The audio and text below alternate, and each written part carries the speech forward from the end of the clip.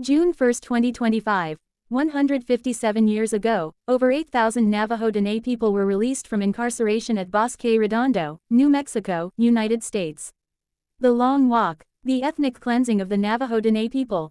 Between 1863 and 1867, records from the American military reveal that more than 12,000 Navajo Dene people were captured and forced to march at gunpoint to an internment camp situated near present-day Fort Sumner, New Mexico.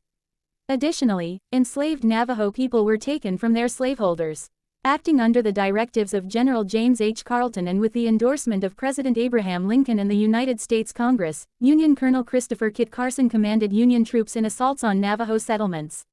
Under Carson's command, troops systematically incinerated Navajo agricultural fields and dwellings, slaughtered livestock, and obliterated water supplies, aiming to compel the Navajo into capitulation through starvation. This strategy is identified as a scorched earth campaign, also known as a scorched earth policy. Although many Navajos sought refuge in canyons and mountainous regions, a significant number ultimately surrendered. The Bosque Redondo internment camp spanned an area of 40 square miles, 104 square kilometers. Certain Navajo families were required to cover distances that surpassed 300 miles, over 480 kilometers. Many bodies were left behind, prompting soldiers to claim that they needed no directions to reach Fort Sumner, as they could merely trace the route indicated by the corpses.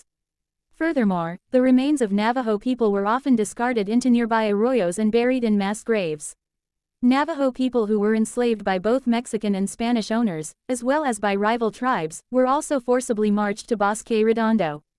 Numerous slaveholders and adversarial tribes, who acted as trackers and hunters, sought to retain Navajo slaves as compensation for their assistance to American soldiers, but such requests were ultimately rejected.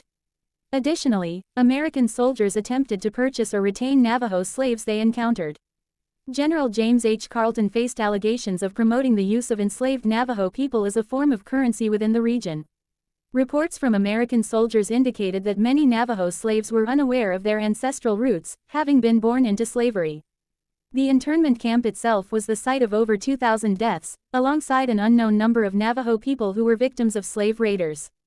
Barboncito, a prominent leader and healer among the Navajo people, suffered the loss of all his daughters due to these raids.